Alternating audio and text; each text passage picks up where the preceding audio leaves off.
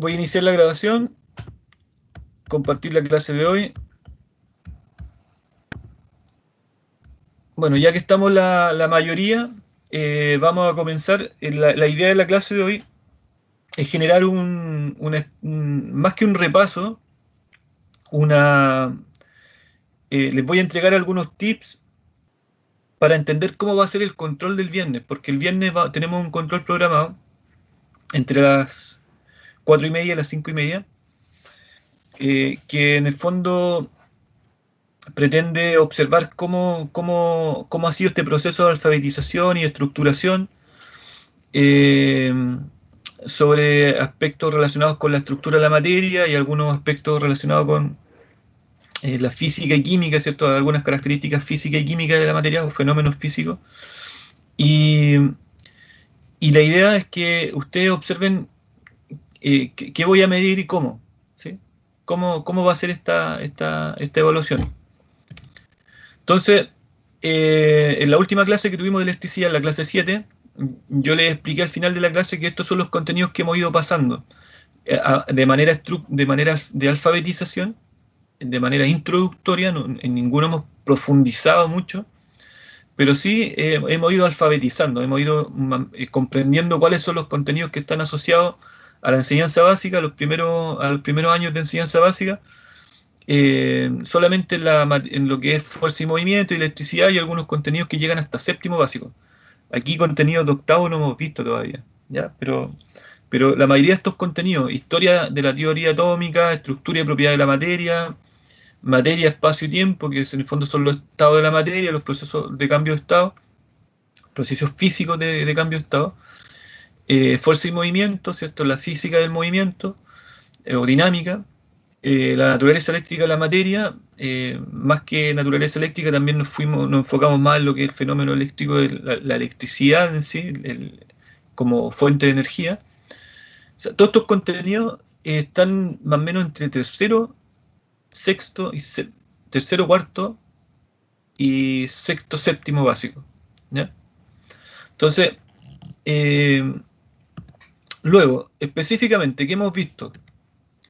Estructura y propiedad de la materia. Hemos visto, por ejemplo, una breve mirada histórica, ¿sí? No hemos revisado en detalle cada una de las teorías atómicas a lo largo del tiempo, pero sí una breve mirada, en el fondo aportando valor a la historia. Reconocer que la estructura atómica es una idea estructurante de la ciencia, que se ha ido trabajando a lo largo del tiempo y que se ha ido construyendo de manera colectiva, ¿sí?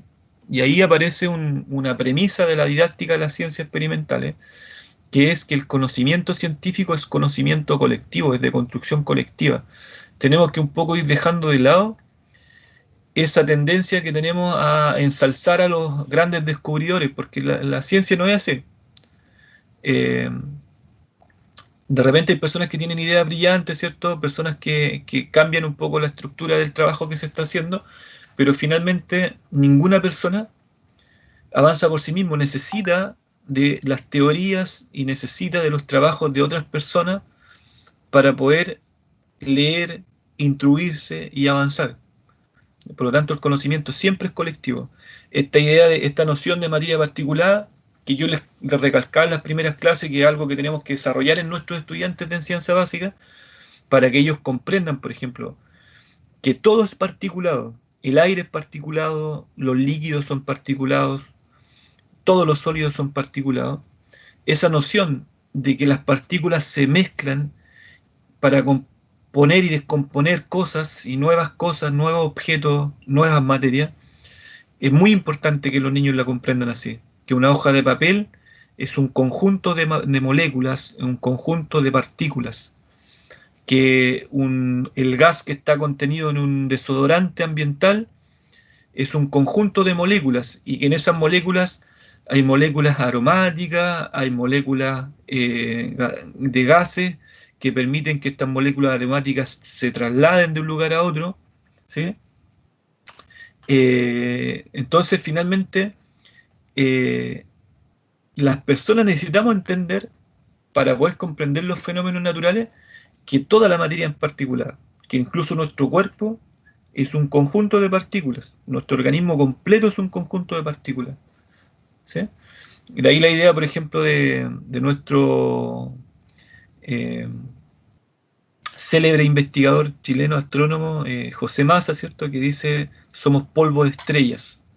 ¿Sí? En el fondo no somos más que polvo de estrellas. Eso tiene que ver con esta idea de noción filosóficamente, ¿cierto? Pero también desde el punto de vista natural, tiene que ver con esta idea de partícula, la noción de partícula. Es muy importante en ciencia. Entonces, revisamos ideas elementales acerca de la estructura del átomo, las propiedades del átomo, partículas subatómicas, modelo atómico, eh, propiedades generales como masa y peso, volumen, la relación entre masa y volumen, que es la densidad. Vimos el principio de Arquímedes, a grandes rasgos, ¿cierto? Para entender de que los cuerpos irregulares, cuerpos sólidos irregulares, pueden ser medidos, pueden ser medidos sobre todo en su volumen, determinar su volumen a partir del principio de Arquímedes, que tiene que ver con la inmersión de los cuerpos en un volumen de agua conocido, en donde el volumen, la resta, ¿cierto? Del volumen final al volumen inicial, ¿sí? Y significa un desplazamiento en la columna de agua, y ese desplazamiento de volumen representa el volumen de un cuerpo irregular. ¿Sí? Entonces, finalmente, bueno, lo vamos a ver, pero el principio de Arquímedes lo vimos de manera muy sencilla, ¿sí? Porque puede ser hay formas de aplicarlo mucho más complejas, pero eh, es simple explicarle a un niño que él puede recoger una piedra, un niño o una niña, ¿cierto? Que puede recoger una piedra del patio, o cinco piedras distintas. Por ejemplo, tú le puedes decir a pequeñitos, ¿cierto? Le dice, mira, vayan al patio y recojan cinco piedras de diferente color, ¿sí? Más o menos del tamaño de una canica, de una bolita. ¿Sí? O le muestra un objeto chiquitito y le dice, mira, más o menos pequeño como este objeto que tengo en mi mano. Los niños salen y recogen cinco piedras de diferente color. ¿Ya? Entonces, tú esas cinco piedras las puedes masar de manera independiente, y te va a dar la medida en gramos. Y tú te puedes dar cuenta de que todas esas piedras tienen diferente masa. ¿Sí? Puedes suponer que como son iguales, o sea, no iguales, sino que como son más o menos de las mismas dimensiones, puedes suponer que su volumen es similar, pero no lo sabes. Pero necesitas medir el volumen para establecer diferencias. Porque la masa me dice que es diferente, pero no me dice que las piedras son de distinto material. ¿Sí? Yo puedo suponer que son de distinto material porque veo el color.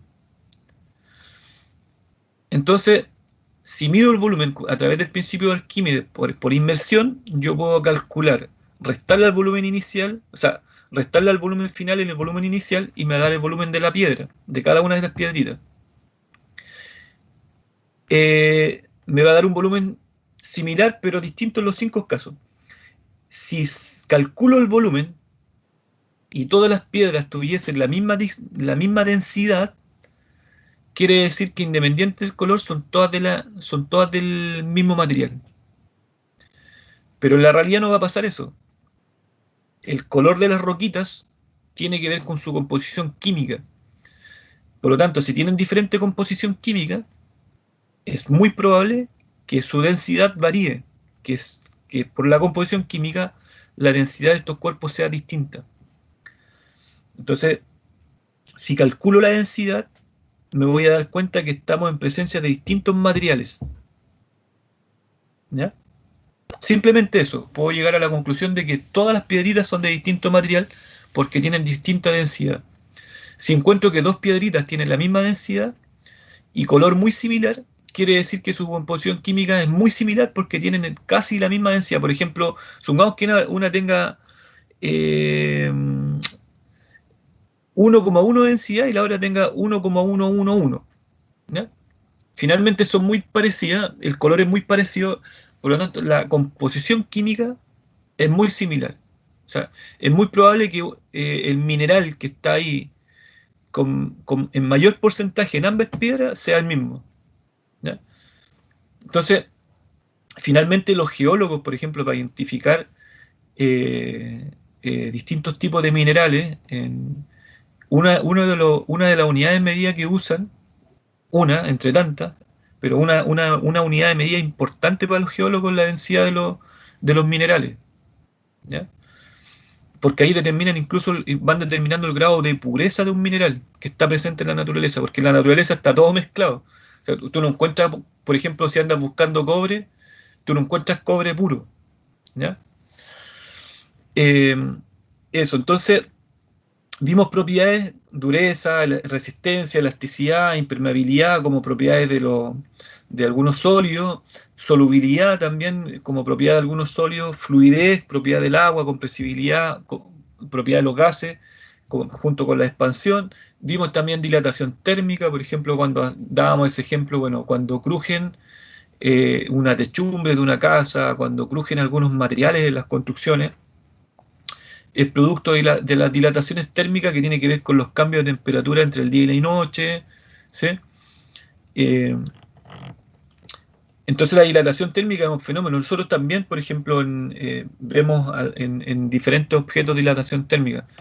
Lo que pasa es que no se percibe, no estamos atentos siempre a ese fenómeno, pero ocurre, por ejemplo, en el verano, por ejemplo, eh, hay ventanas metálicas que muchas veces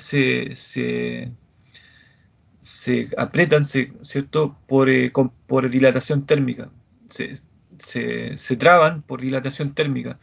Y en cambio es diferente a cuando una puerta de madera se traba en el invierno. Una puerta de madera se traba en el invierno no por dilatación térmica, sino que por humedad.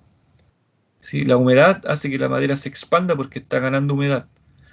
Pero en el caso de los metales, hay metales que, sobre todo las puertas y ventanas que son de metálicas, de hierro, no de aluminio. El aluminio tiene una dilatación térmica menor, pero todavía hay casas que tienen, por ejemplo, ventanas que son de marcos metálicos, marcos de hierro, y en el verano se aprietan, se comprime, ¿cierto? O sea, hay una dilatación térmica y se traban, ¿cierto? Quedan porque gana volumen. Cuando la dilatación en los metales hace que el metal gane volumen. ¿Ya? Y eso es muy importante. Los motores, ni hablar, ¿cierto? La termodinámica en los motores. Estado de la materia y sus procesos de cambio, características de los estados, variables, involucrar los procesos de cambio progresivos, regresivos, que tiene que ver con aumento de temperatura, disminución de temperatura. Vimos la idea de cambio físico, cuando los cambios son reversibles y irreversibles. Eso sí, a grandes rasgos. Deformación plástica y elástica, de esto conversamos un poco. Las deformaciones plásticas son en aquellos cuerpos que por aplicación de fuerza pierden su forma, y la elástica es lo mismo, por aplicación de fuerza pierden su forma, pero tienen la propiedad de volver a la forma original. Los cuerpos elásticos, como un resorte, algunos polímeros, que se deforman, muchas veces vuelven a su forma original. De hecho, hay polímeros, y esto parece que no lo comenté en clase, hay polímeros que tienen una memoria, como una memoria geométrica, las moléculas, que cuando tú eh, le aplicas fuerza, puede que se moldeen, cambien su forma. ¿Ya? Entonces nosotros podemos pensar que hubo una deformación plástica, pero resulta que a ese mismo polímero, si tú le aplicas calor, vuelve a su forma original. Solo le aplicas calor y las moléculas se organizan y vuelven a su forma original. ¿Ya? Esta tecnología se está usando en algunos en tecnología, por ejemplo en automóviles, en carrocería de automóviles, y tú chocas una puerta, no con mucha energía, ¿cierto? Pero supongamos se hunde una puerta. Tú le agregas calor con un soplete, o sea, con un ventilador así, como de estos secadores de pelo, ¿cierto? Le aplicas calor o incluso le aplican agua caliente y el polímero vuelve a su forma original. Ahí puede que se dañe la pintura, pero la estructura vuelve a la forma original. ¿Ya? Ese también es un fenómeno de formación elástica. Y la dilatación térmica que ya lo nombramos. Fuerza y movimiento. Eh, Diferencia y relación de masa y peso. Cuando vimos el concepto de fuerza, tuvimos que insistir un poco en que el peso es una fuerza, ¿cierto? El peso representa la fuerza de gravedad, pero a su vez se mide con una unidad de medida que se llama Newton. Dígame. ¿Puedo hacer una consulta del ¿Sí? tema ¿Sí? pasado? ¿Sí? ¿A qué se refieren con el modelo corpuscular de la materia? El modelo corpuscular de la materia es cuando vimos, por ejemplo, el concepto de fuerza de cohesión. En los sólidos las moléculas están muy, muy ordenadas, ¿sí? En los líquidos las moléculas pierden esa organización geométrica y se desplazan una sobre otra. Siguen unidas, pero tienen desplazamiento, fluidez. La fluidez es una de las propiedades de los líquidos. Los líquidos se adaptan a la forma del recipiente. Y luego en los gases, las moléculas de los gases en el modelo corpuscular se grafican como moléculas en movimiento, ¿ya? No están unidas, la fuerza de cohesión es baja o nula, y los gases están en constante movimiento. Entonces, el modelo corpuscular de la materia representa, grafica, cómo se organizan molecularmente los cuerpos sólidos, líquidos, gaseosos, ¿ya? En el fondo es como un principio teórico. Y es un modelo explicativo, ¿sí? Que se utiliza para explicar cómo se organizan, cómo se componen los cuerpos en los diferentes estados. Eh, vimos eso, ¿cierto? Fuerza a distancia y por contacto. Principalmente aquí vimos fuerza a distancia, nombramos magnetismo, el fenómeno asociado al magnetismo. Por contacto, por ejemplo, la fuerza de eh, ¿cómo se llama? Se me fue el concepto. Eh, por estática, ¿sí? ¿Sí?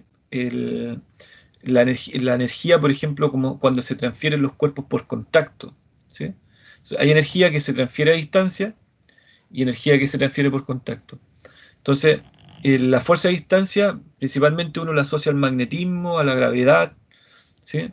Las fuerzas por contacto tiene que ver con las interacciones entre cuerpos que generan algún cambio de movimiento o cambio en la forma, ¿ya? Vimos la definición básica de movimiento, ¿sí? Y fuerza de roce, ¿ya? Luego vimos el concepto de naturaleza eléctrica de la materia. Entramos al fenómeno eléctrico, a las nociones de tipos de energía. Por ejemplo, la energía se puede transformar, ¿sí? La energía se transforma y existen diferentes tipos de energía. Nombramos algunos de los tipos de energía que nosotros utilizamos normalmente, los más comunes: energía o formas de generación de energía: hidroeléctrica, termoeléctrica, solar, eólica. Efectos, nombramos algunos efectos como la conducción, la convección, la radiación.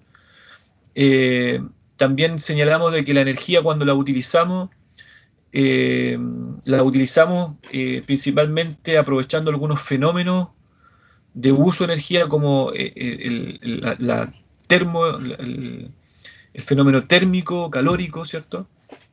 Lumínico, la radiación, magnético, químico. El químico en el sentido, por ejemplo, cómo funcionan las pilas, la energía potencial química que tienen las pilas y baterías, ¿ya? Entonces dimos varios ejemplos en eso. Y respecto a electrostática y dinámica, simplemente la diferencia. Y vimos también la diferencia entre corriente continua y alterna, ¿sí? La fuerza de atracción y repulsión como principio simplemente lo nombramos, pero yo creo que donde vimos algunos detalles fue en corriente eléctrica continua y alterna. Entonces ahora, miren, yo les voy a ir mostrando algunos ejemplos de preguntas que pueden aparecer en el control, para que le pierdan el miedo al control, porque en el fondo va a ser conceptual. Principalmente me voy a centrar en la alfabetización y tal vez en algunas ideas de estructuración, pero a nivel de asociar, diferenciar. Me cuesta trabajar la parte de estructuración en una prueba de tipo a distancia, como la que permite con el tipo de pregunta que me permite desarrollar UCM virtual, ¿ya? Eh, Somos muchas personas, entonces si yo incorporo una pregunta de desarrollo, implica que voy a tener que revisar 80 preguntas de desarrollo, 80 respuestas. Y eso en factor tiempo es mucho. Y además que las preguntas de desarrollo tienen cierta complejidad, entonces hay que mirar el detalle. Entonces imagínense si incorporara 5 preguntas de desarrollo, o 3 preguntas de desarrollo, o una, ¿ya? Entonces finalmente voy a trabajar les voy a mostrar el tipo de pregunta que va a aparecer, que voy a utilizar, y los niveles de complejidad siempre van a estar en nivel intermedio, ¿ya? Pero aquí les voy a mostrar algunas que son básicas, pero hay otras que son intermedias. Entonces, ¿qué tipo de consultas pueden surgir en el control? Considerando que esta primera etapa de trabajo que hemos hecho es alfabetización y estructuración, pueden aparecer preguntas como la siguiente. Sobre estructuración, diseñar un modelo explicativo acerca de la estructura de átomos. Yo no les puedo hacer una pregunta similar al taller, ¿ya? Pero ya hemos hecho este tipo de preguntas en el taller, por ejemplo. Diseña un modelo atómico y descríbalo. Yo no les voy a pedir el diseño porque en el trabajo de UCM virtual no pueden dibujar, ¿sí? No pueden graficar. O perderían mucho tiempo graficando si lo hicieran, por ejemplo, en PowerPoint y luego lo subieran a la UCM. Entonces, lo que yo puedo hacer es mostrar algunos modelos y pedir que ustedes los describan, ¿sí? Entonces, eh, más que el modelo, a mí me interesa que ustedes identifiquen eh, cómo se define y se relacionan algunos elementos centrales de la estructura atómica, como las partículas subatómicas, las características del núcleo atómico, las características de la corteza, ¿sí? Y finalmente lo central acá son las interacciones que hay entre las partículas subatómicas. Cómo las partículas subatómicas pueden determinar el tipo de elemento que estamos presenciando o que estamos discutiendo, eh, características del átomo, si es un ion. Ion significa que cuando tiene un exceso de electrones o carece de algunos electrones, ¿sí?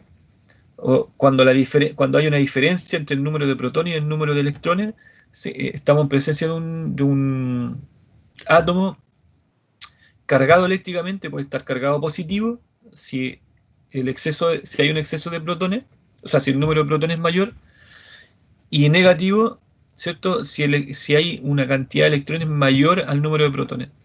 Ahora, esta característica de esta naturaleza eléctrica del átomo, de alguna manera, es la que permite, por fuerza de atracción y repulsión, que los átomos se combinen para formar moléculas, ¿sí? Cuando hay una molécula, ¿qué los mantiene unidos? La fuerza de atracción y repulsión, el compartir cargas, los enlaces que se generan al compartir cargas, ¿ya? Eso en términos así como muy, muy sencillo de explicar. Entonces, miren la siguiente imagen. ¿Qué me podrían decir? O piénsenlo, porque si no me van a... Si alguien quiere compartir lo que está pensando, me dice, miren la imagen y imaginen qué es lo que están observando, ¿sí? Yo con esa imagen yo les podría preguntar, por ejemplo, eh, ¿a qué modelo atómico se asemeja? ¿Al de Thomson? ¿Al de Rutherford? ¿Al de Bohr? ¿Dalton? ¿Demócrito? Ese es el de Schrödinger, ¿o no? Mm, Es de Schrödinger Bohr. toma algunas ideas de este modelo, pero este es el modelo más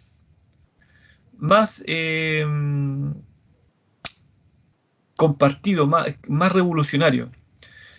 Y ahí, ¿por qué se confunden? ¿Sí? ¿Por qué lo pueden confundir? Porque no tiene marcado algo fundamental. en la teoría del autor de este modelo. Pero Pero los está orbitales no están bien marcados. Niveles de energía. Es que miren la imagen de más cerca y se van a dar cuenta que tiene unas líneas blancas, sobre todo en la parte de sombra, los orbitales están en blanco. Entonces, como el fondo está blanco, no se perciben. Pero si ustedes miran la zona del cercana al núcleo, entre los dos electrones que están más cercanos al núcleo, ustedes van a ver que se cruzan los orbitales en blanco. ¿Lo alcanzan a percibir? Entonces sería el modelo de Rutherford. Claro, el modelo de Rutherford, el modelo de Rutherford o Rutherford da lo mismo, ¿sí? Es el que plantea, ¿cierto?, esta idea de núcleo atómico y orbitales. Y Rutherford plantea algunos principios bien interesantes acerca de la estructura atómica que revolucionaron, ¿cierto?, que fueron mucho más allá de su mentor, porque Rutherford trabajaba con Thomson, ¿ya? Y Thomson también tenía su modelo atómico, que le enseñó ese modelo atómico a Rutherford, pero después experimentalmente Rutherford logró identificar otras características del átomo y finalmente estableció este otro modelo que fue muy revolucionario, muy importante para la física y la química. Entonces miren, en 1911 el físico neozelandés Ernest Rutherford, basándose en resultados experimentales que el modelo de Thomson no podía explicar, ¿sí?, de Thomson su maestro, no podía explicar, propuso en su lugar el modelo nuclear del átomo, que es la base de los modelos actuales. Basándose en este modelo se puede afirmar que, entonces fíjense las afirmaciones, la carga positiva está localizada en el núcleo. La mayor parte del volumen total del átomo es un espacio vacío. Los electrones giran en torno al núcleo atraídos por los neutrones. Entonces hay tres afirmaciones y ustedes tienen que identificar si están correctas o no. Entonces, solo uno es correcta. 1 y 2 son correctas. 2 y 3 son correctas. Todas son correctas. ¿Ya? Este es un tipo de pregunta que puede aparecer. ¿Cuál sería la alternativa correcta para ustedes? La D. La D. Todas son correctas. ¿Ya? ¿Quién más?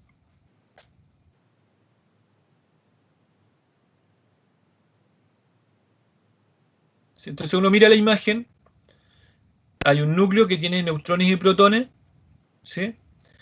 Hay orbitales que tienen electrones. Hay el espacio de la nube electrónica es amplio, por lo tanto el tamaño mayor es el tamaño vacío del átomo, ¿sí? El espacio vacío en un átomo es importante. Entonces, nosotros miramos la imagen y vemos si las afirmaciones son correctas o no. La carga positiva está localizada en el núcleo. Teóricamente Es que sabemos la que los 3, profe, protones... no podría ser. ¿Cuál? Para mí los electrones giran en torno al núcleo atraídos por los neutrones, pero al fin y al cabo en la teoría dice que las cargas opuestas se atraen. Y al final era que en el núcleo tenemos los protones con los neutrones, y los neutrones permiten que los protones básicamente no se repelan, Claro. por lo que entiendo. Entonces, para mí la 3 es como confuso decir que simplemente los electrones giran en torno al núcleo porque son atraídos por neutrones. Porque ahí no hay atracción, por cierto, no aplica la ley de atracción y repulsión. No, claro, no se aplican. Claro. Entonces, 1 y 2 son correctas, ¿sí? La carga positiva está localizada en el núcleo, ¿sí? Los protones están en el núcleo.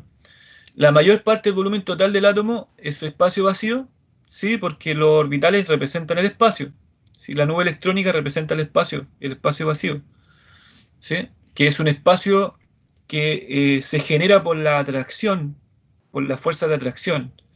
Pero la fuerza de atracción no es entre los electrones y los neutrones, es entre electrones y protones. Ahí está la fuerza de atracción, ¿sí? Y como dice el compañero, los neutrones aportan masa al núcleo y generan una intensidad de energía que permite mantener a los protones unidos en el núcleo, que no exista fuerza de repulsión en el núcleo. ¿Ya? ¿Por qué? Lo que decía el compañero, los protones al ser de igual carga tienden a la repulsión, pero los neutrones mantienen la atracción por masa. ¿Ya? Muy bien, sigamos, mira. Este es un ejemplo de pregunta. Yo puedo hacer preguntas de este tipo, ¿ya? Que estas son de mediana complejidad porque tienen que asociar. Son la operación de pensamiento acá, si lo pensamos en cuando estamos enseñándole a niños, es que los niños no se aprendan las definiciones solamente de memoria, sino que las relacionen. Que establezcan relaciones entre los protones, los electrones, los neutrones, que se den cuenta de las relaciones. Por lo tanto, cuando enfrentan este tipo de preguntas, tienen que ser capaces de asociar y diferenciar. Asociación y diferenciación son operaciones del pensamiento. Entonces, fíjense en la imagen.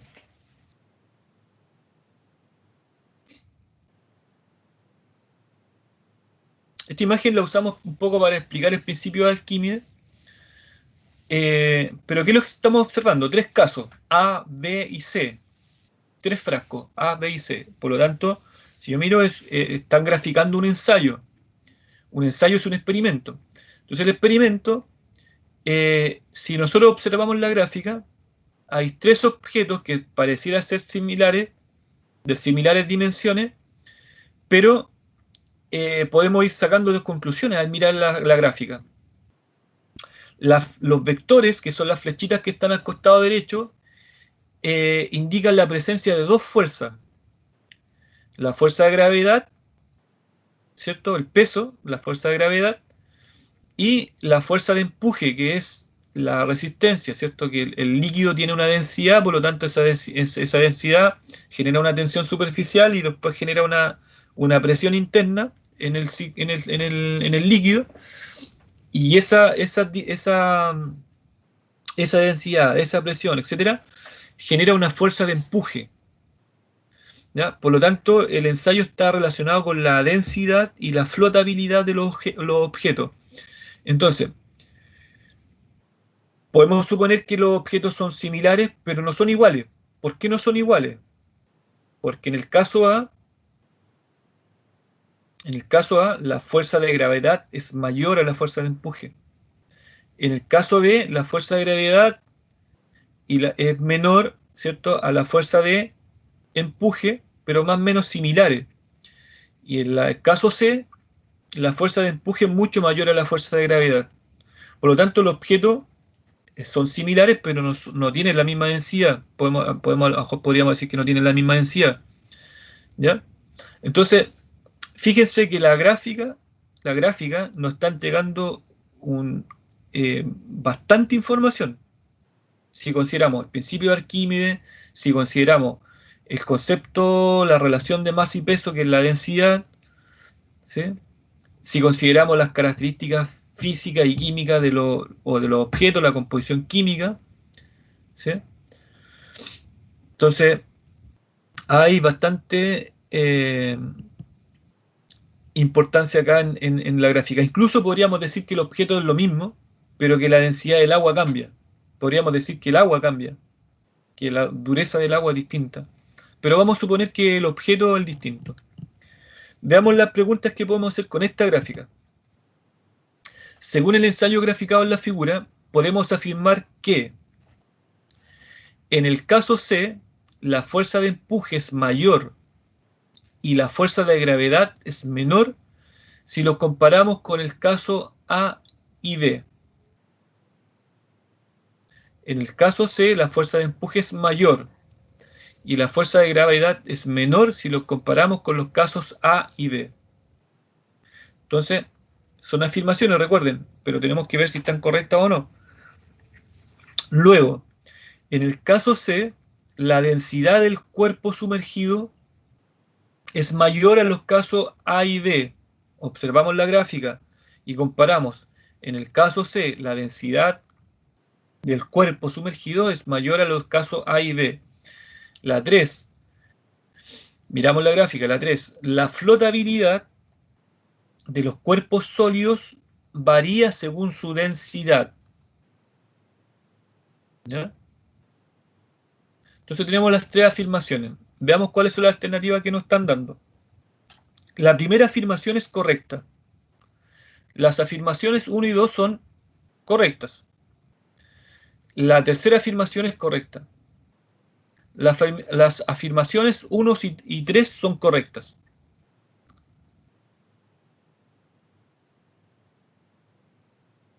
¿Cómo queda la respuesta? ¿Cómo ven la respuesta ustedes? ¿Descartarían alguna? ¿No descartarían? ¿Descartarían dos, tal vez?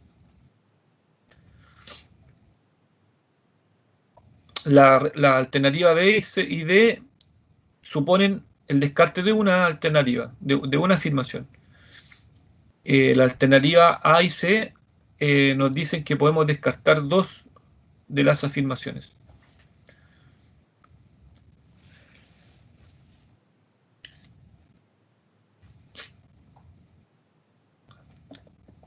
¿Cuál sería la correcta? Sería solamente la 3, creo yo, porque la primera dice que la fuerza de empuje es mayor en el caso del A y el B, pero si vemos el B y el C, la fuerza de empuje que se ve en la flecha es la misma. ¿Ya? ¿Sí? Podríamos mirar, pero hay otra información que nos entrega la gráfica, que es la posición del cuerpo. Y el vector de gravedad es distinto.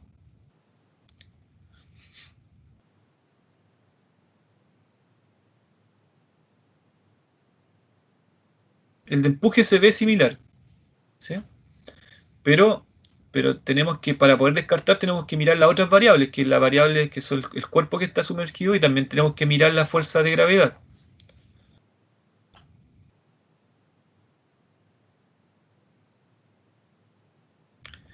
Entonces, pero tú estás seguro, por ejemplo, que la 3 sería correcta, ¿sí? Yo creo que son la 1 y la 3. Yo también creo que es la 1 y la 3. ¿La 1 la dejarían? ¿Por qué dejarían la 1? O sea, es que aparte de mirar las flechas del costado, también hay que fijarse en como en los esquemitas que salen arriba. ¿Ya? Claro, que la fuerza de gravedad en el C, ¿cierto? En la fuerza de gravedad es menor a la fuerza de empuje. En el caso B, la fuerza de gravedad es similar e igual a la fuerza de empuje.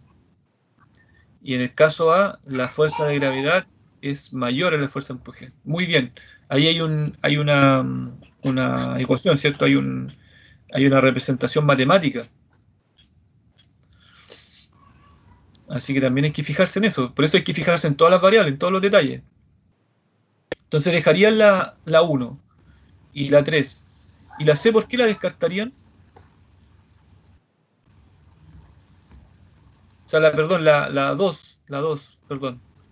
La 2, la afirmación número 2. ¿Por qué la descartarían?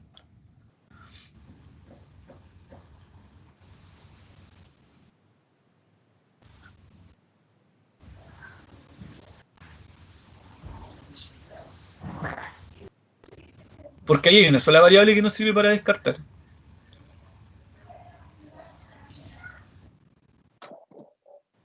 Porque no está en la respuesta. 1, 2 y 3. Está en la B, está, que puede ser la 1 y Sí, estoy durmiendo, disculpe. Sí está. Ojo, que puede ser la 3 la que... Es que se supone que mientras mayor sea la densidad del cuerpo, debería hundirse más, no debería flotar. Entonces la posición del cuerpo el nivel de inmersión me indica una diferencia de densidad.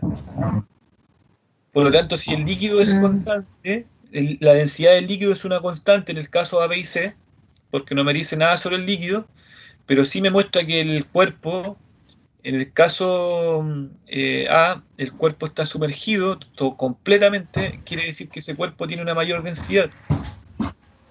¿Ya? Sí. Entonces, en el caso C no puede ser de mayor densidad porque está flotando completamente.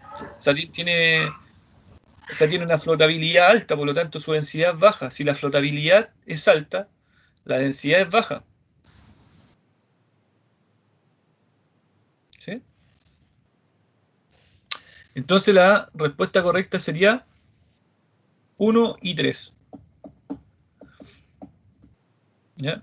En el caso C, la fuerza de empuje es mayor y la fuerza de gravedad es menor si comparamos con los casos A y B.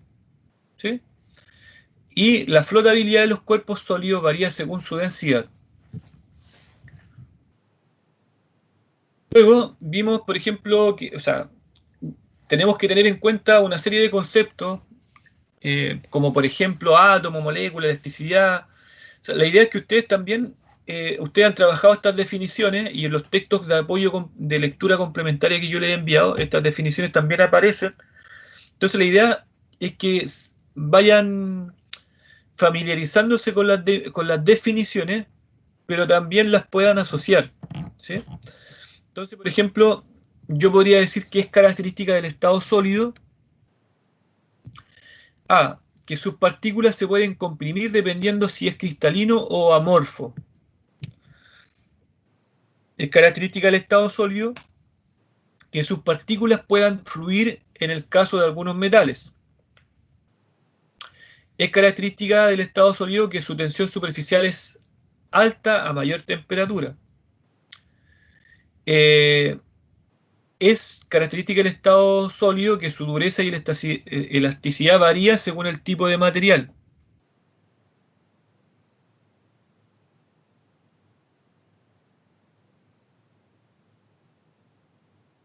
Entonces, ¿cuál es característica del estado sólido? La letra D. ¿La D? Porque la D, por el tema de su dureza y elasticidad, varía según el tipo de material, ya que ese día en la clase usted comparó el tema del estaño en comparación de quizá otro tipo de metal. Claro, por ejemplo, le hablé de las aleaciones. El estaño es un metal blando, ¿cierto? El cobre es un metal medianamente blando, ¿sí? O sea, con una dureza media, el estaño una dureza baja.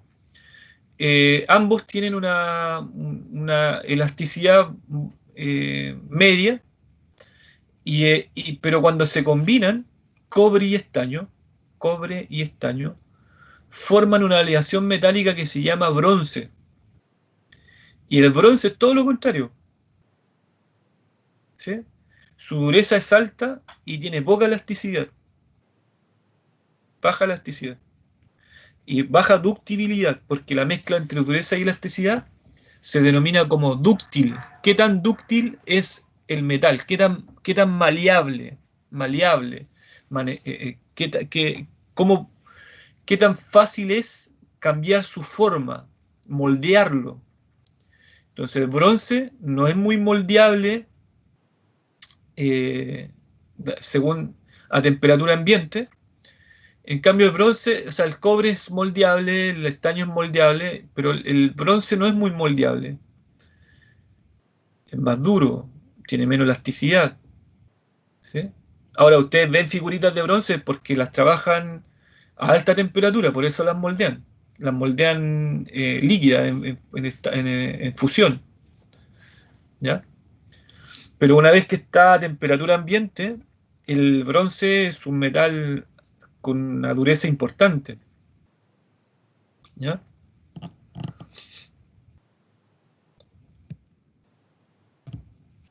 Ahora, por ejemplo, cuando nosotros trabajamos con niños, con escolares, tenemos que ver, también saber por qué descartaron la otra. Aunque un niño dé con la respuesta correcta, también tengo que preguntarle, bueno, ¿por qué descartó la otra? ¿Qué lo llevó a descartar la otra? Porque las otras también se pueden transformar en... O sea, también las puedo transformar en otro tipo de preguntas. Entonces, fíjense, si yo les pregunto, ¿por qué descartaron la A, B y C? ¿Qué me dirían? ¿Por qué descartamos la A? El comprimir es de los gases. Se pueden La comprimir. compresión es una propiedad de los gases, no es una propiedad de los sólidos, por lo tanto descarto. ¿Sí? Y no tiene relación con lo que si el sólido es cristalino o amorfo. Las diferencias entre cristalino y amorfo son otras, ¿cierto? Partículas, la B. ¿Por qué descartaríamos la B? Sus partículas pueden fluir en el caso de algunos metales.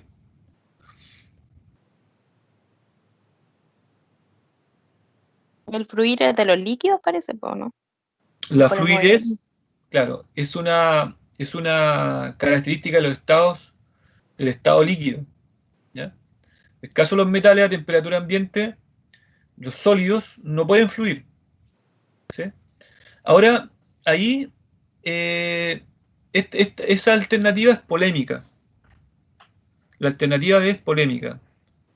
Yo todas estas preguntas yo las he visto en textos de estudio, ya la he ido sacando de textos de estudio. Pero yo me he dado cuenta, por ejemplo, que esta pregunta, la alternativa B es polémica. Yo pensaba que podía surgir ahora la polémica.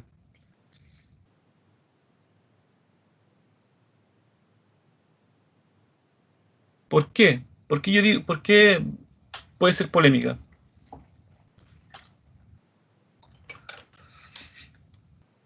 Profe, Que al no sé si calentar estará bien. el metal se puede mover las partículas. Ah, claro, Por que el ejemplo, metal puede estar en como estado el sólido, hierro. o sea, estado líquido. ¿Sí? Que en el fondo, en el estado líquido, o sea, que los metales pueden estar en estado líquido y pueden fluir. Pero si yo en el enunciado digo es característica del estado sólido, estoy descartando los otros estados. ¿Se dan cuenta? Que el enunciado descarta, el enunciado descarta todo lo que es líquido y todo lo que es gas. Estoy preguntando solamente por el estado sólido. Entonces, ¿cuál es la polémica? Que hay metales, como el mercurio, que es líquido a temperatura ambiente. Entonces se puede confundir una persona que maneja ese dato, que sabe que el mercurio es líquido, me puede decir, profe, si hay metales que pueden fluir, el mercurio. Pero yo tendría que explicarle a ese niño o niña y decirle, mira, el enunciado dice es característica del estado sólido. Ah, ya, entonces descarto el mercurio porque el estado del mercurio es líquido, entonces lo descarto. Entonces en los metales sólidos, sí, las partículas no pueden fluir. ¿Ya? Luego, en la C, su tensión superficial es alta a mayor temperatura. Los metales no tienen tensión superficial. ¿Ya? Tienen dureza, elasticidad, son dúctiles o no, o mayor o menor ductibilidad. ¿Sí? Pero no tienen tensión superficial. La tensión superficial es una característica del agua, una propiedad del agua. ¿Ya? Avanzamos. En esa gráfica, con esa gráfica yo podría explicar muchas cosas. Ese es el modelo corpuscular que me preguntaba una compañera al inicio de la clase. Entonces, ahí el modelo corpuscular te explica la distribución, el comportamiento, te grafica cómo se comportan las moléculas en un cuerpo. En los cuerpos gaseosos, las moléculas no están unidas, están distanciadas y se mueven en distintas direcciones, chocan entre sí. En el líquido, las moléculas están unidas, pero desordenadas, y se desplazan una sobre otra. ¿Sí? Hay desplazamiento. Los gases se pueden comprimir, los líquidos no se pueden comprimir. los líquidos fluyen, los gases se expanden, ¿ya? Los sólidos generalmente se organizan de manera geométrica. Las moléculas están muy unidas, en el caso de los sólidos cristalinos.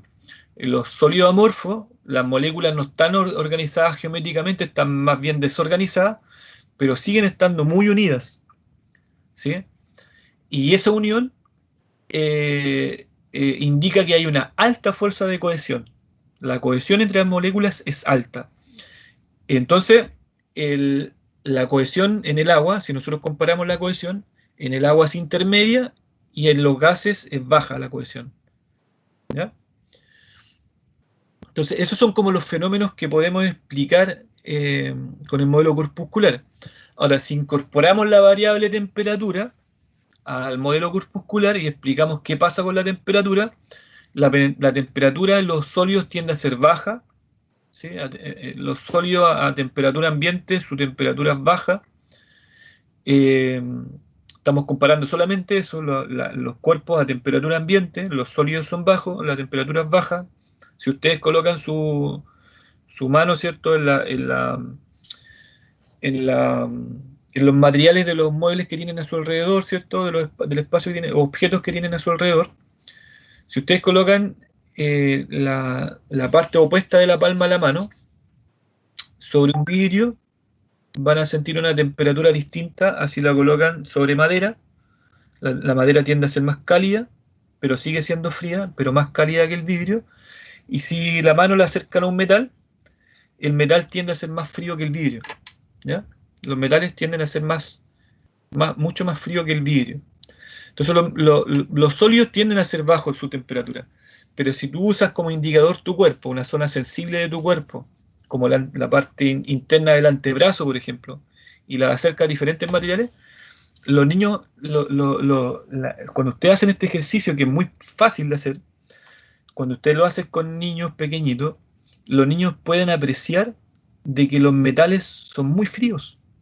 A diferencia de la madera es más cálida. O la tela es más cálida. La tela es más cálida que la madera, y la madera es más cálida que el metal, ¿sí? Y el metal es muy frío. Entonces, pero finalmente los sólidos todos tienen baja temperatura. Los líquidos tienden a mantener la temperatura ambiente, por lo tanto son más cálidos, ¿sí?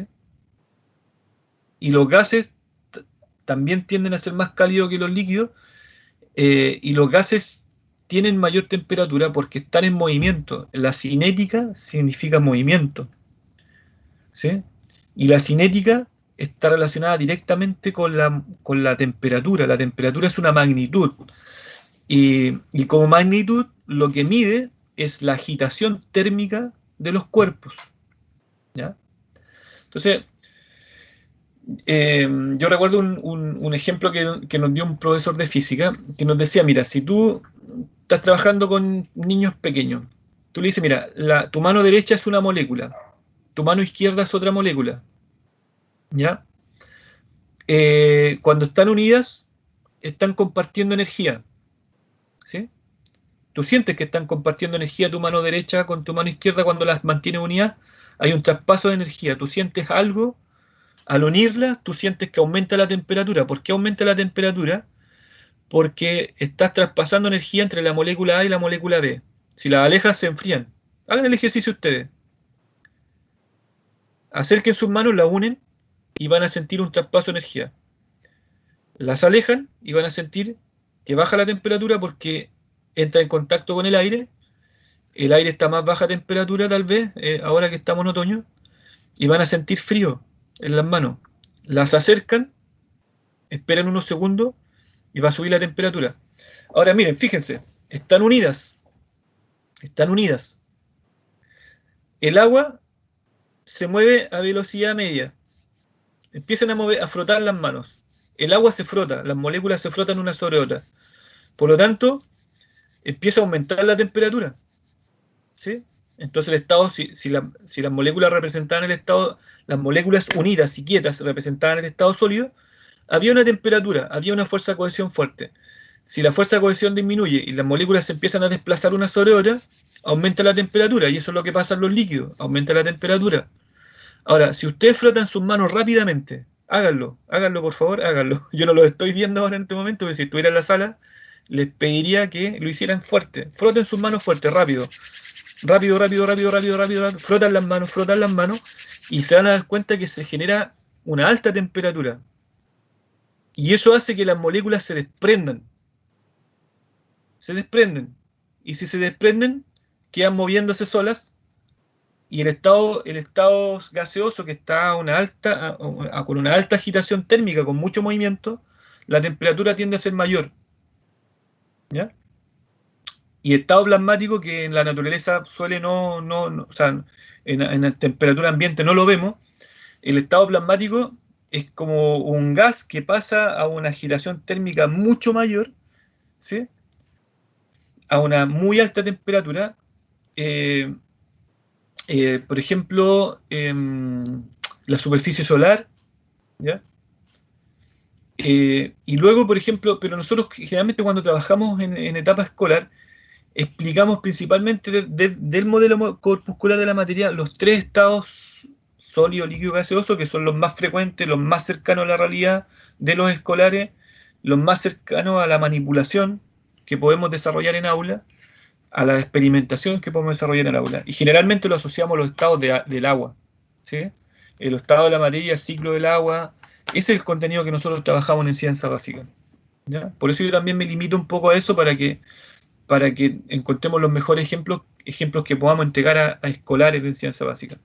Entonces, este ejemplo con las manos, a mí me pareció una analogía muy interesante, porque los niños se dan cuenta con su cuerpo de que el movimiento, ¿sí?, genera calor, o sea, genera una transmisión de calor, una transmisión de energía, ¿sí? Que la cinética eleva la temperatura, ¿ya? Súper relevante eso.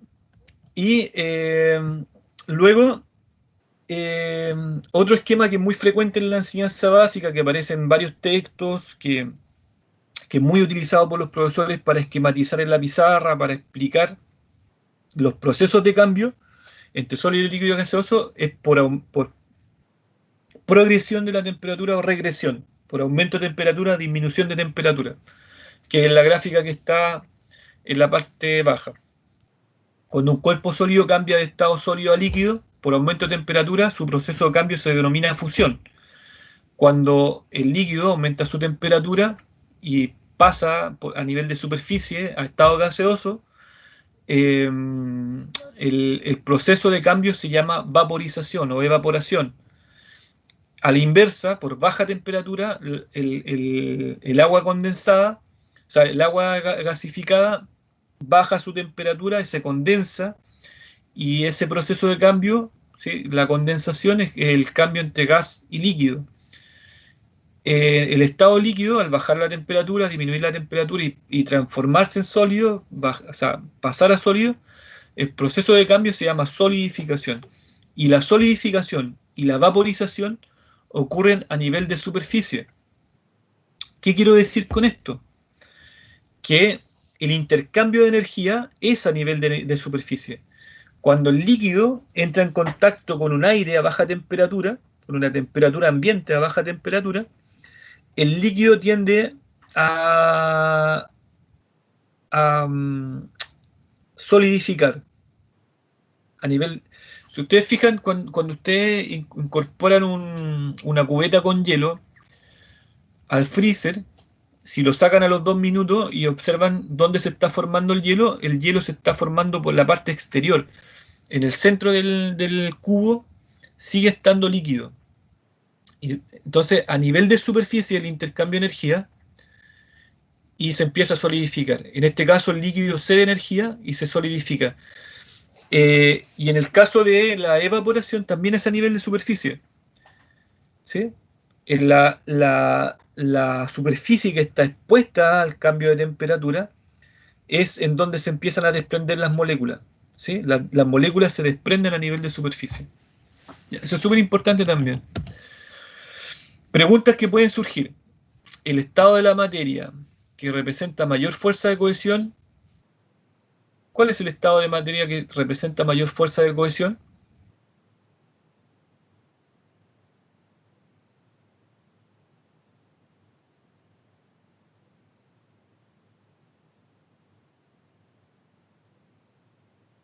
¿Se quedaron dormidos todos? ¿Cuál es el estado de la materia que representa más? El sólido. ¿Por qué?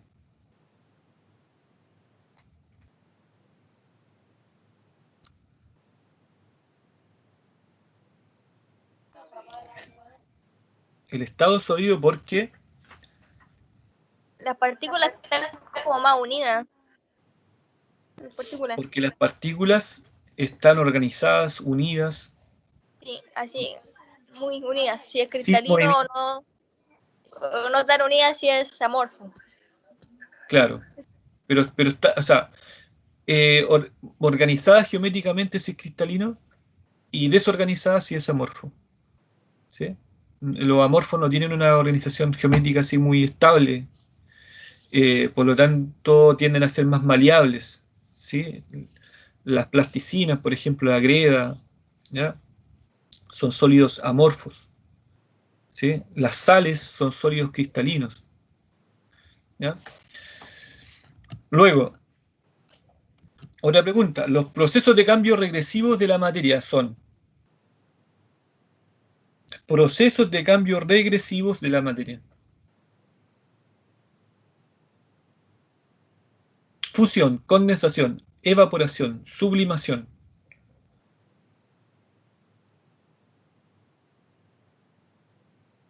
Esto es por asociación y diferenciación.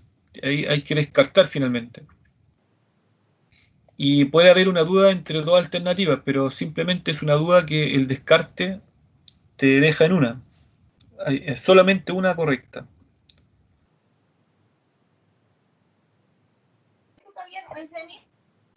Profe, la sublimación.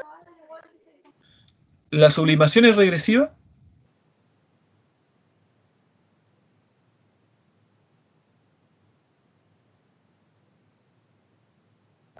Sí, cuando es gaseoso a sólido hay sublimación.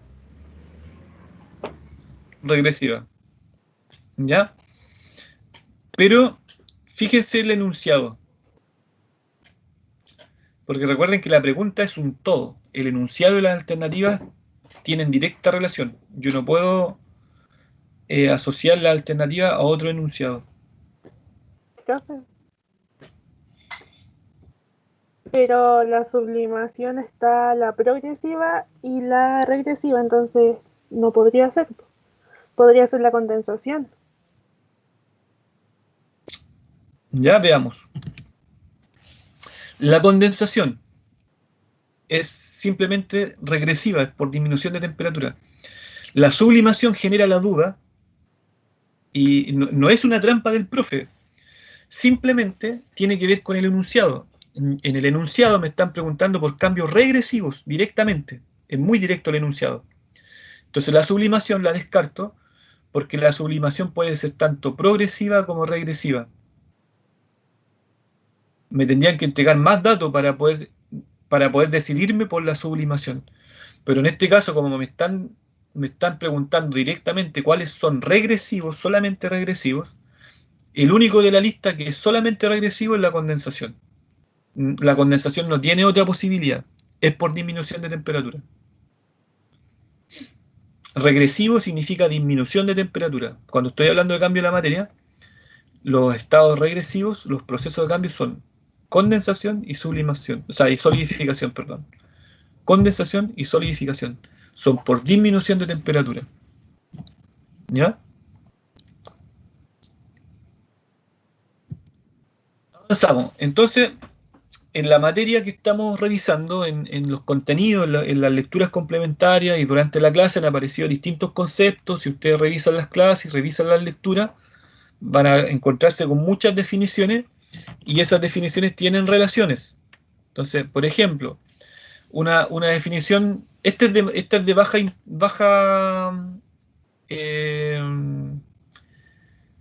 ¿cómo se llama? De baja complejidad, ¿sí? porque es una pregunta exploratoria. ¿Qué es? Simplemente que es solamente definición. Aquí no hay asociación, no hay diferenciaciones, no hay comparaciones, ¿ya?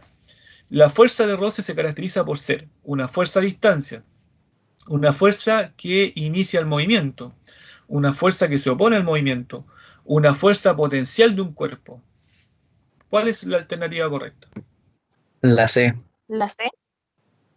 La fuerza que se Se opone al opone. movimiento, ¿ya? Entonces ahí es directa, es una pregunta sencilla porque es directa, tiene que ver con la definición, ¿ya? A diferencia de las preguntas anteriores, que son un poco de mediana intensidad, porque en las preguntas anteriores ustedes tienen que asociar, diferenciar, leer, la comprensión lectora es más alta porque tienen que fijarse muy bien en el enunciado, ¿sí? Entonces aquí hay varias habilidades, chiquillos, en estas pruebas de alternativa. Por eso el SIMSE a veces no es tan fácil para los niños, o las pruebas TIMSS, o las PISA, o las CERCE, que son los estudios internacionales, muchas veces no son tan simples porque no me están pidiendo puras definiciones. Eso es incorrecto pensar que una prueba de alternativa me están pidiendo solamente definiciones o memorización. No, las pruebas con alternativa, cuando están bien hechas, me pide relacionar, diferenciar, asociar, comparar, clasificar. ¿Se entiende? Entonces las habilidades de pensamiento pueden estar en nivel de baja complejidad, mediana complejidad y alta complejidad incluso. Yo no voy a colocar acá preguntas de alta complejidad todavía, porque necesito ver otras cosas, otros contenidos que vienen ahora y otros contenidos también que va a ver el profesor Aguilar, ¿ya? Fíjense en el GIF, en la representación.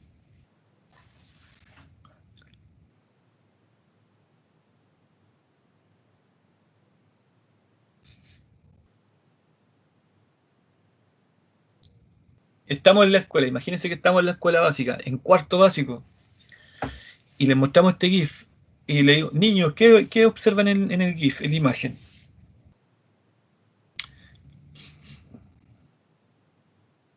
Profesor, hay un señor empujando una caja, una puerta, una pared. ¿Sí? Un señor, una persona, empuja un objeto. Ya, pero ¿qué más me muestra la representación? Desde el punto de vista de la física ahora. La acción es alguien que está empujando una cosa. Pero los vectores, la información que me entrega la gráfica, hay más información. Como acción-reacción. La tercera ley de Newton, ¿o no? ¿Ya? ¿Por qué observaríamos la tercera ley de Newton? Porque como que él empuja el cuerpo, pero queda ahí mismo. Como que el cuerpo lo empuja a él también. Ya, porque claro, todos los objetos tienen fuerzas que actúan sobre él, independiente de su tamaño. Yo puedo empujar un autito de juguete que su masa es muy inferior a la mía, por lo tanto su fuerza de gravedad o en cuanto a su fuerza, el Newton, también es muy inferior a la mía, pero independiente de que sea inferior, al empujarlo, yo también recibo una fuerza de empuje, ¿sí? Ahora, la fuerza resultante va a ser mayor porque yo tengo mayor masa, por lo tanto lo empujo y se va a mover con esa fuerza de empuje que yo le otorgo, ¿cierto? Pero va a haber una fuerza de reacción, ¿sí? Acción y reacción. La acción es que yo empujo, la reacción es que ese objeto, porque tiene fuerzas que actúan sobre él, que es su masa y la gravedad y el roce, etc., finalmente yo también recibo una fuerza de empuje, hay una reacción, acción y reacción. Paréntesis, un principio físico muy mal interpretado desde el punto de vista de la educación, ¿sí? Hay personas que cuando hablan del comportamiento, de la disciplina, dicen a cada acción de un estudiante hay una reacción. Y dicen si se porta mal hay castigo. Por lo tanto, no cuestionen el castigo, porque el castigo es parte de la reacción asociada a tus actos. Eso es una mala interpretación. Tiene que ver con la teoría conductista, que en algunos casos, en algunas cosas, está bastante obsoleta. Paréntesis. La imagen muestra la tercera ley de Newton, que se denomina ley de gravitación universal, principio de acción y reacción, ley fundamental de la dinámica, ley de inercia. ¿Sí? Entonces la respuesta correcta es ley de el principio de acción y reacción, que es la tercera ley de Newton. Muy bien. ¿Qué nos muestra la imagen? Vamos ya finalizando estos ejemplos de preguntas que pueden aparecer en la prueba. Si ustedes miran, estamos desarrollando preguntas para los diferentes contenidos. Lo importante acá es que ustedes analicen el tipo de pregunta. Cuando vuelvan a ver la clase, fíjense en esos tips que he ido dando, que tiene que ver con la estructura de la pregunta, con la complejidad de la pregunta, con la característica de cómo asocio conceptos, cómo diferencio, ¿sí? Cómo establezco comparaciones, ¿ya? Cómo reviso, cómo hago una lectura comprensiva del enunciado, ¿ya? ¿Qué observan en la imagen? En la primera, mira.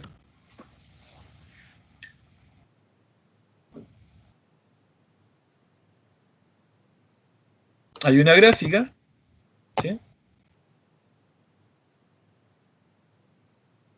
Hay una gráfica que muestra... ¿Alguien por ahí va a opinar?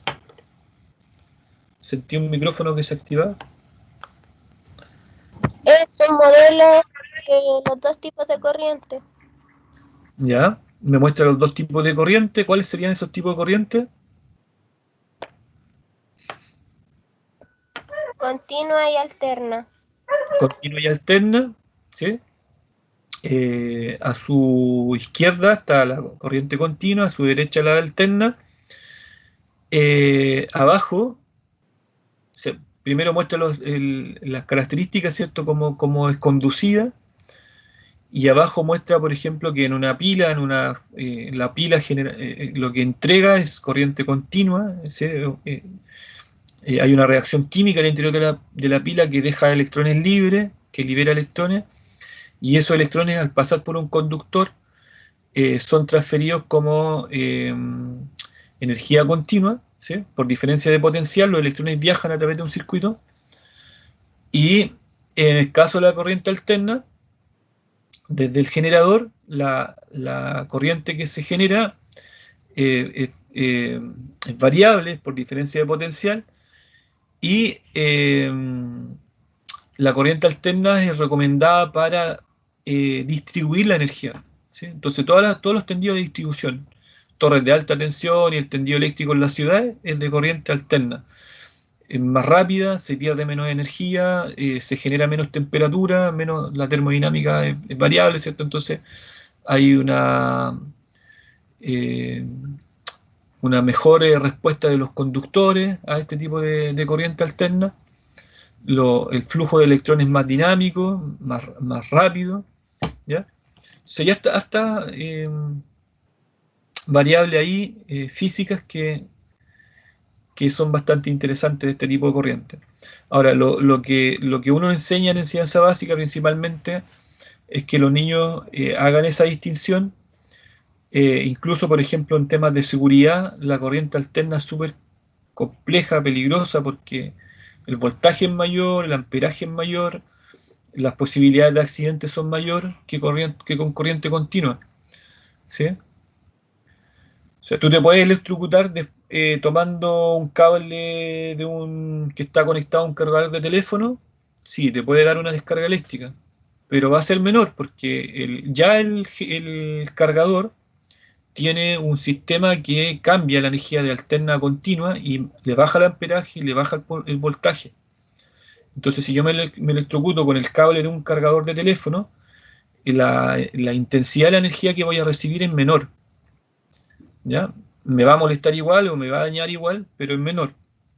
En cambio, si me electrocuto con un cable que viene directamente del tendido externo, que viene en frecuencia de corriente alterna, la descarga va a ser mucho mayor, a 220, 230 volt, un amperaje mayor, también me parece que son 14 o 20 amperes, entre 14 o 20 amperes, que es bastante alto, y los efectos van a ser mucho mayores, ¿sí? Hay hartas cosas que uno puede analizar y discutir, y puede ir surgiendo otros esquemas, otras reflexiones, otras evidencias respecto a estos dos tipos de corrientes. Y el tipo de pregunta que puede surgir, por ejemplo, a nivel de alfabetización o de estructuración, es la siguiente. Los tipos de corriente mayormente utilizados en la actualidad son los tipos de corriente continua y alterna. En la corriente continua, el flujo de electrones se produce siempre en el mismo sentido. En la corriente alterna, el sentido de la circulación de los electrones cambia de forma periódica. Solamente en la corriente alterna el flujo de electrones se produce por diferencia de potencial entre dos puntos. Entonces marque la alternativa correcta. Solo 1 es correcto, solo 2 es correcto, 1 y 3 son correctos, 1 y 2 son correctos. ¿Cuál de las afirmaciones son correctas? A ver. Acá es estructuración, aquí hay que hacer asociaciones y diferenciar.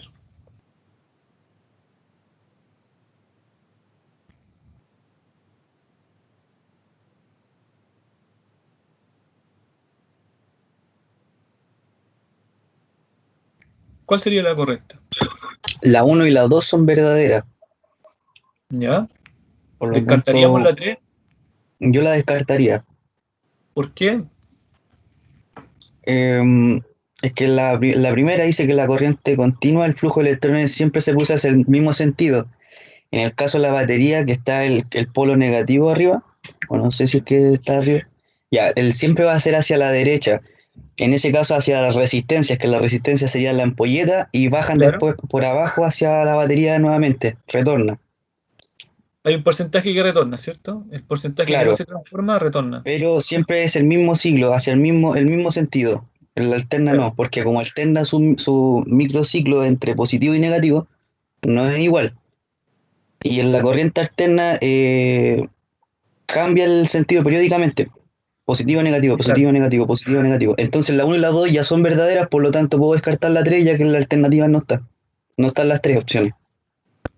Claro, pero ¿por qué descartaría la 3?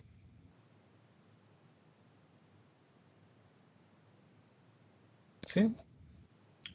Porque no hay una ¿Qué? alternativa que diga 1, 2 y 3. Es que en ese sentido la pregunta estaría mal planteada, o la respuesta estaría mal planteada. Pero acá están bien. Tenemos que confiar que la pregunta está bien diseñada. Ahora el tema es, ¿qué pasa con la 3? ¿Por qué la descartó el compañero? Yo creo que ahí en la 3 que dice solamente, profesor. ¿Ya? Y en la puede ser continua. Creo. ¿Ya? Sí, puede ser. A ver, otra Puede respuesta. ser porque hay diferencia de potencial entre dos puntos y se supone que es por potencial eléctrico, ¿no?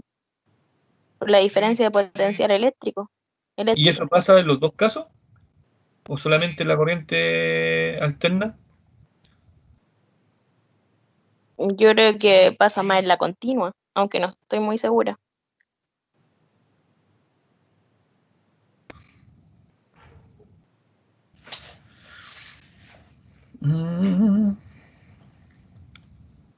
Están cerca, pero acá tiene que ver con la definición de corriente eléctrica, la definición general. ¿Cuál sería la definición general de corriente eléctrica?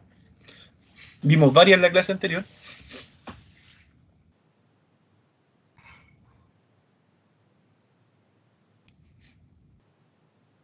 Que el Que yo lo traspaso que de conozco, energía a través del conductor.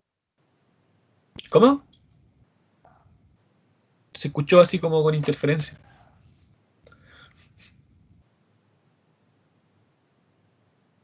No está tan fácil el descarte, es que yo lo que entiendo por corriente, bueno, igual estudié electricidad, pero ¿sí? siempre se nos dijo que la corriente era el flujo de electrones a través de un conductor. ¿Sí? ¿Y por qué ¿Entiendes? Eso es fluido? lo que yo tengo por concepto de corriente. Sí, está súper bien, pero le falta Ahora, algo a esa definición. cuando yo eliminé la 3 fue cuando dice solamente, diciendo que solamente la corriente alterna. Entonces me produce un conflicto como la definición de la 3. Sí, pero la afirmación, como afirmación está bien redactada, pero teóricamente tiene un error, y por eso se descarta. Porque por diferencia de potencial entre dos puntos, eso ocurre en ambos casos. O sea, la corriente es el flujo de electrones entre dos puntos, o sea, el flujo de electrones en un conductor, ¿sí? Y esto se da entre dos puntos, puede ser una fuente de poder y un consumidor, pero finalmente es por diferencia de potencial. Entonces, en ambos casos, en la continua y en la alterna, es por diferencia potencial, no solamente en la alterna. ¿Ya? Entonces acá la afirmación me dice que solamente en la alterna, y eso es lo que está mal, porque es en ambos casos el flujo de electrones se produce por diferencia de potencial. Ahora, yo podría haber colocado la definición completa, pero era muy larga. Por ejemplo, pudiese pues solamente la corriente alterna, el flujo de electrones a través de un conductor se produce por diferencia de potencial entre los dos puntos, y alguien no, porque en ambos casos, corriente continua y corriente alterna, o siempre la corriente se transmite por un conductor, el flujo de electrones va en un conductor, pero es por diferencia de potencial. Siempre es por diferencia de potencial. ¿Ya? Así que ese es como el descarte. Pero fíjense que no estaba tan fácil, entonces ustedes siempre imaginen también qué pasaría con un niño, por ejemplo, en séptimo básico, este contenido es de séptimo básico, 11 años, 12 años. Entonces, no es tan, esta pregunta es como nivel medio ya alto, medio, ¿sí? Porque el descarte no está tan simple, ¿sí? Las operaciones de pensamiento no están tan simples, ¿sí? 1 y 2 son correctas. Entonces, ahí quedamos hasta acá hoy con las grandes peleas de la ciencia. Tesla, Edison. Ahí cuando miramos el gráfico no nos acordamos de Tesla y Edison, que fue uno de los datos, la historia de la ciencia, como a veces nos cambia la realidad. ¿Ya? Chiquillos, dejamos hasta acá la clase de hoy. No sé si tienen alguna otra consulta.